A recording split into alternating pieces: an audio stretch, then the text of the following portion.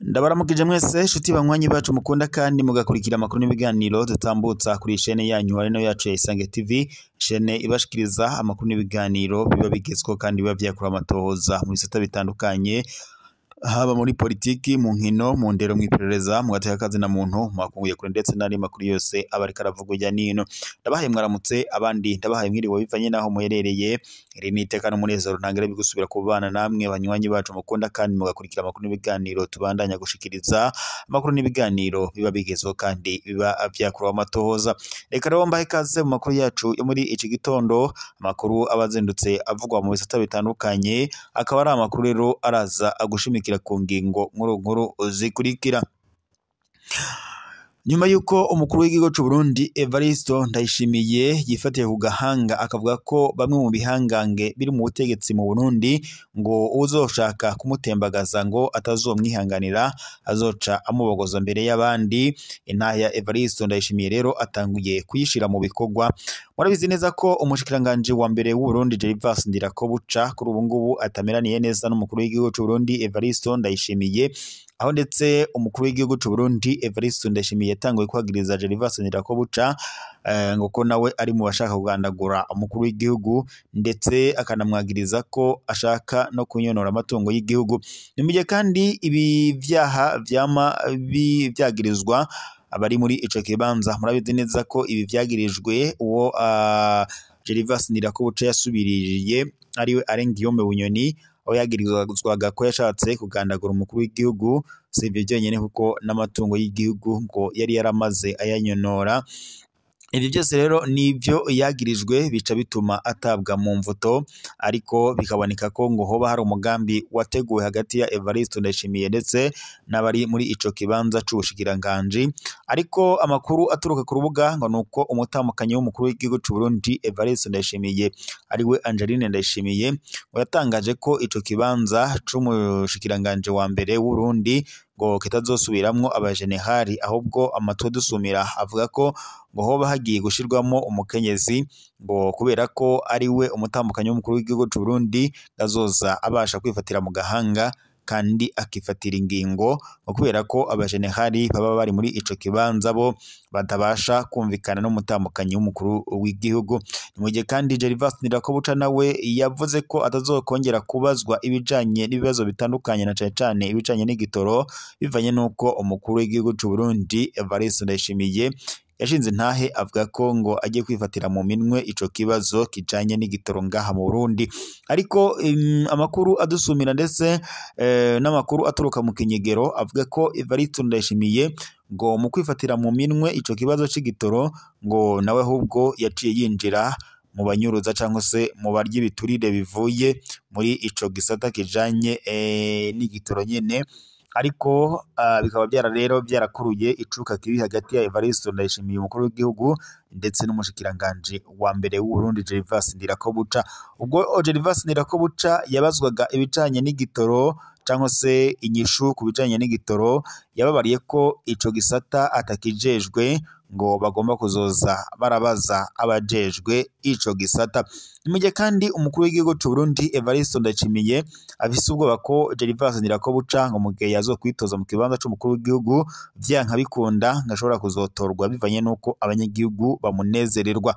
Nimuje kandi Evariste Ndayishimiye ariko arakora ibishoboka byose, ariko araca ku biti no ku mabuye kugira ngo arabire hamwe cyangwa se arabe uko yokwikiza uyu mushikiranganje wa mbere w'u Burundi.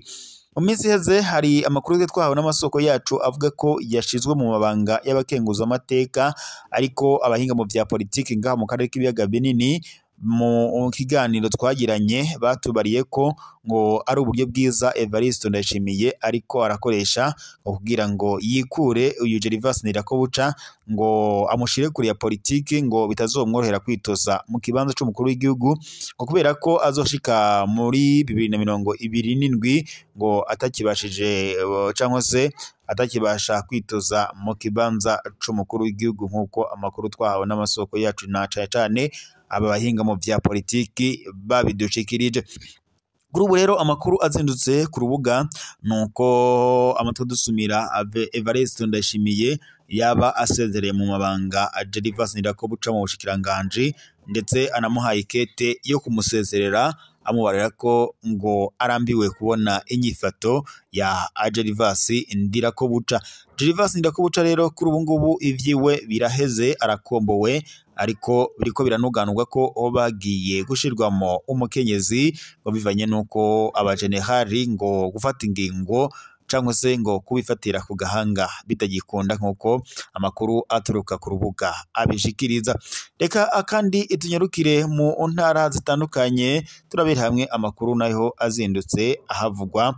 Reka tunyarukire rero muri komine Muhuta turabire hamwe ibiriko birahavugwa. Amakuru ahari nuko konsolateri Nitunga ngo yoba yakuwe mu rutonde rw'abamisitanteri batowe.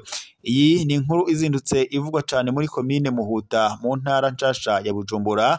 Abagize inama mu mpanuzajambo ya komine Muhuta bivuga ko ngo batumwe ko muri iki gitondo gutora musitanteri mushasha. Konsolateri Nitunga ngo yahoze ari buramatari w'intara ya Rumonge. Muri 2022 yabogojwe na Perezida Evariste Ndayishimiye inyuma yo kumaramazwa imbere y'abanyagihugu atwara ari mu busuma ngo bw'igitoro. Itorwa rya musitanteri konsolateri Nitunga ngo ryaravuzwe ko cyane ku mbuga ngurukana bumenyi, abantu benshi bakibaza ingene uwiswe umusuma asubira guhabwa amabanga ahambaye yo kurongora abanyagihugu. Bivuga ko Perezida Evariste Ndayishimiye ari we yaciye atanga itegeko ryo gukura konsolateri Nitunga. Mbega byoba bizogenda gute ngo n'abandi canke hariho ababoneka cyane? Imyaka irenga 3 iraheze Perezida Evariste Ndayishimiye atubwiye miliyaridi 54 zari kubaka urugomero rwa Mpanda zibwe ku ntwaro ya Nkurunziza. Uwari umushikiranganje abijejwe ariwe Kome Manirakiza uno munsi araza kwicara mu nama ya mbere y'abashinga amateka baherutse gutorwa. Perezida Evariste Ndayishimiye yari yaratanze imisi 15 gusa kugira iyo dosiye ikurikiranwe. Mbega iyo misi yoba itarahera kuva muri Gitugutu 2021. Matohoza umumenyesha makuru Bob Rugurika yigeze gushira ahabona yavuze ko Evariste Ndayishimiye ari mu bihangange vyagabanye ayo mahera. Yoba kandi ariyo mpamvu Kome Manirakiza atakombowe. Mbega uwiswe Ukivume agitwara Sosumo we ngo byagenze gute ngo ahabwe gutwara intara nshasha ya Bujumbura? Nuko wewe ari General Major canke asigaye asangiye ibanga na bakomeye canke kwanka ko abategetsi baboneka mu busuma n'ibindi byaha binjira mu mabanga akomeye y'igihugu ni byiza cyane, ariko ntihabeho inkunzi ndetse ngo habemwo abamwo bamwe bahabwa akazi abandi basasirwe, bamwe birukanwe abandi basasirwe indava. Byoba byiza iyo ingingo ikurikijwe kuri bose, eka mbere igatandukira n'abasanzwe mu mabanga akomeye. Izoba ari intambwe nziza. Igikomeye kurusha nuko bibojanwa ubutungane akaba aribwo bwemeza abagira ibyaha by'ubusuma, ubunyonyezi, kwica ubutunzi bw'igihugu ndetse n'ibindi byaha bikomeye nk'ubwicanyi ndetse no kunyuruza abantu bakaburwa irengero. Reka dusozerere amakuru yacu kubiriko biravugwa n'ubundi ngaha mu Burundi. Tunyarukire mu matora yabaye kwigenekerezo rya 2023 mu ntara ya Butanyerera. Matora atarimwo guhiganwa, abatavuga rumwe n'ubutegetsi babuze ijwi na rimwe.